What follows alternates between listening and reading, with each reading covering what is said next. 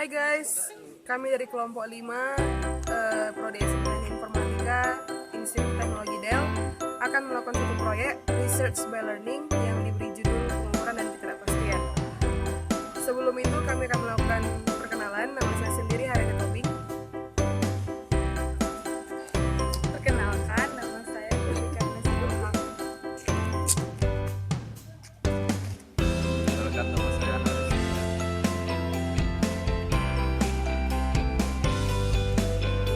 Perkenalkan, nama saya Enrico Semanukali. Perkenalkan, nama saya Tristan Stulus.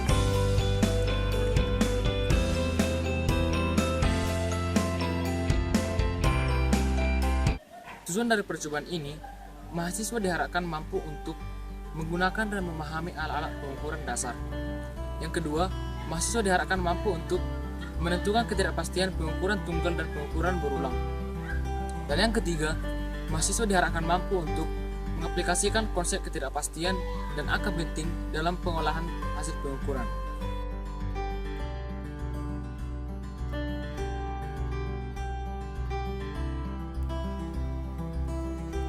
Pertama-tama, hal yang kita lakukan adalah mengukur beban menggunakan mikrometer sekrup. Mikrometer sekrup akan kita gunakan untuk mengukur ketebalan dari beban. Untuk melakukan hal ini, kita dapat mengikuti langkah-langkah yang ada di dalam video.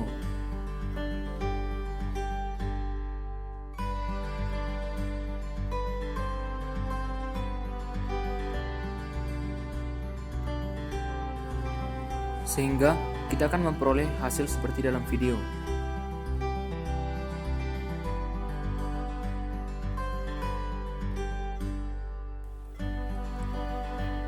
Setelah selesai mengukur ketebalan beban, kita akan mengukur diameter beban.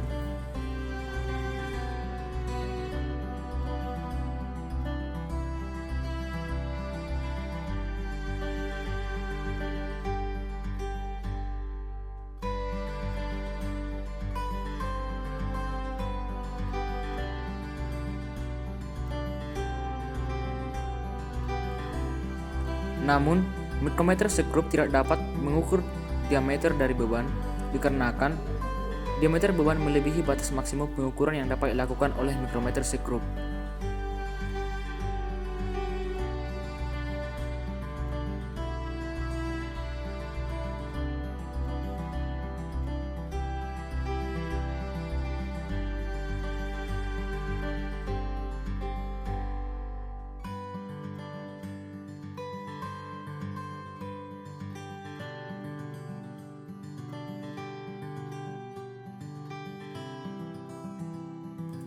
Setelah melakukan pengukuran pada beban 10 gram, kita akan melakukan hal yang sama dengan beban 20 gram,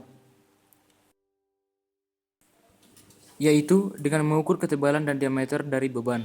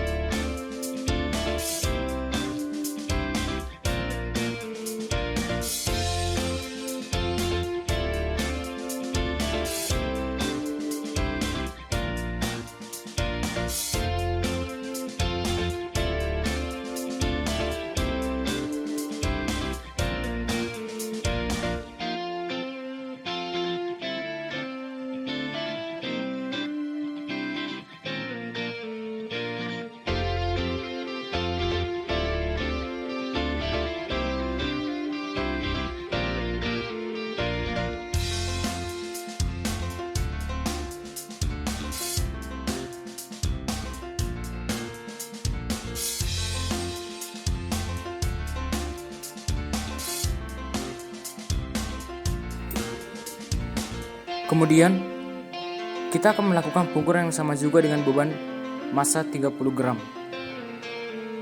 yaitu dengan mengukur ketebalan dan diameter dari massa tersebut. Dalam mengukur kelereng, kita hanya melakukan pengukuran sebanyak 1 kali, karena tebal dan diameter kelereng sama.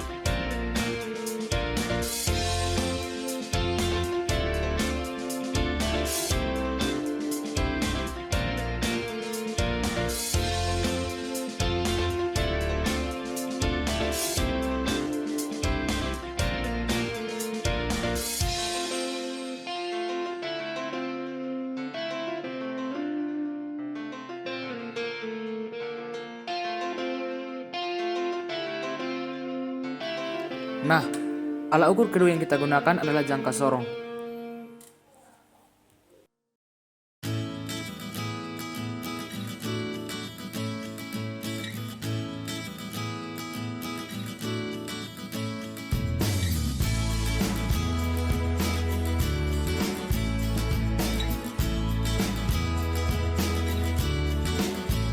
Benda yang pertama kita ukur menggunakan jangka sorong adalah beban massa 10 gram. Di mana dalam pengukuran ini kita akan mengukur tebal dan diameter dari beban massa 10 gram.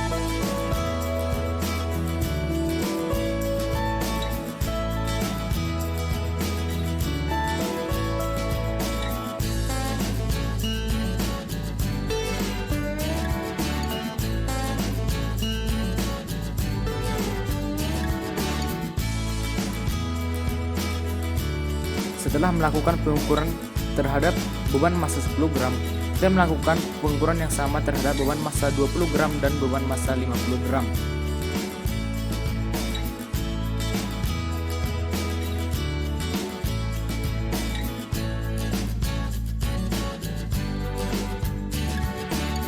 Kemudian, pengukuran selanjutnya yang akan kita lakukan adalah pengukuran kelereng kecil dan kelereng besar, di mana dalam pengukuran ini kita akan mendapatkan hasil yang sama antara diameter dan tebal benda.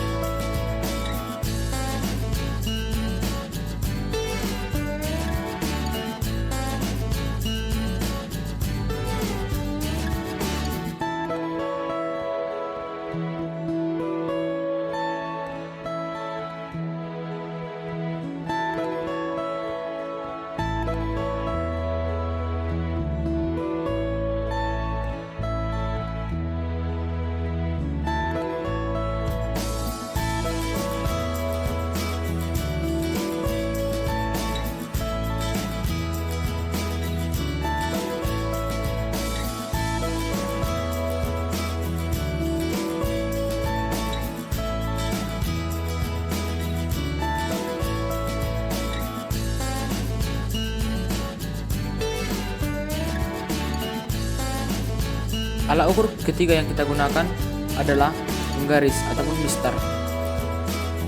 Benda yang pertama kita ukur sama seperti percobaan sebelumnya, yaitu beban massa 10 gram. Di sini kita akan mengukur tebal dan diameter beban massa 10 gram tersebut.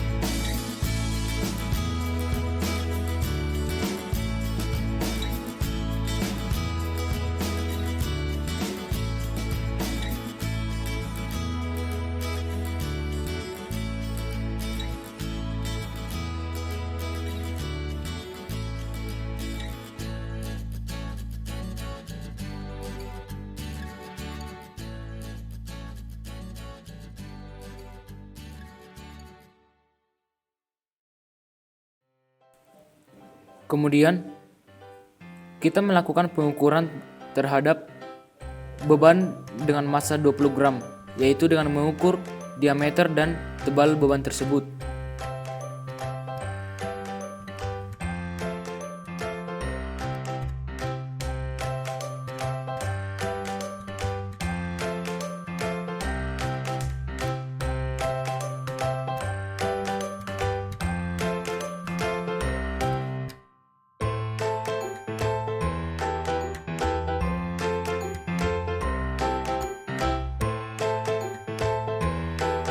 Sama dengan beban sebelumnya, kita melakukan pengukuran yang sama terhadap beban dengan massa 50 gram, yaitu dengan mengukur tebal dan diameter benda.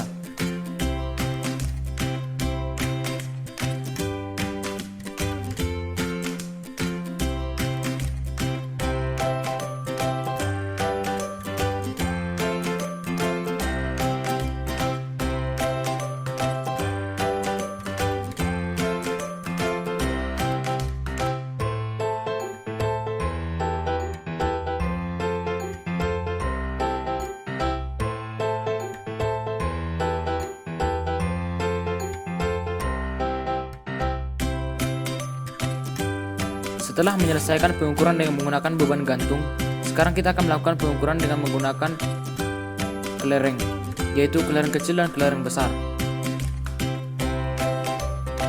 Dalam mengukur kelereng kecil dan kelereng besar dengan menggunakan alat ukur mistar ataupun penggaris, kita diharuskan benar-benar teliti dan cermat, karena apabila kita kurang teliti ataupun kurang cermat, kita akan memperoleh hasil yang benar-benar berbeda dari yang seharusnya.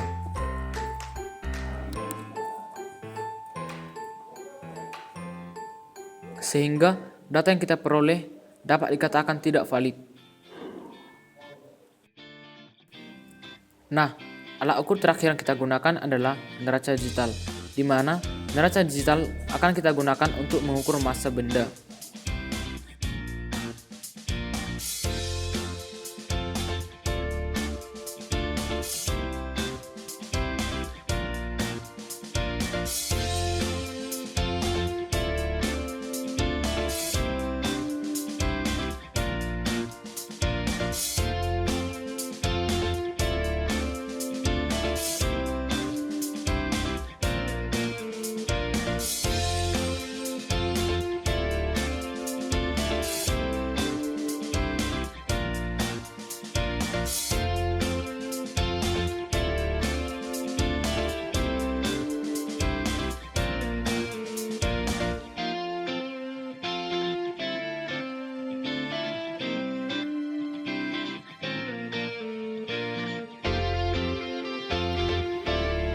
Seperti percobaan sebelumnya, hasil pengukuran ataupun hasil penimbangan yang kita peroleh dengan menggunakan alat ukur ini kita masukkan ke dalam tabel pengukuran yang telah disediakan sebelumnya.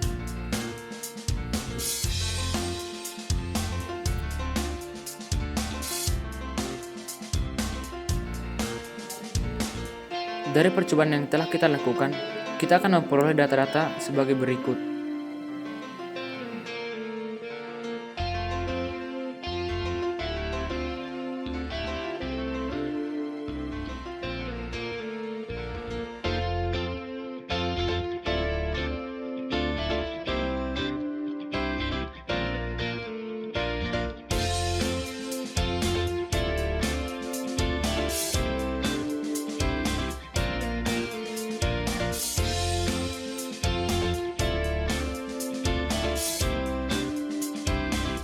Dari percobaan yang telah kita lakukan, dapat kita simpulkan bahwa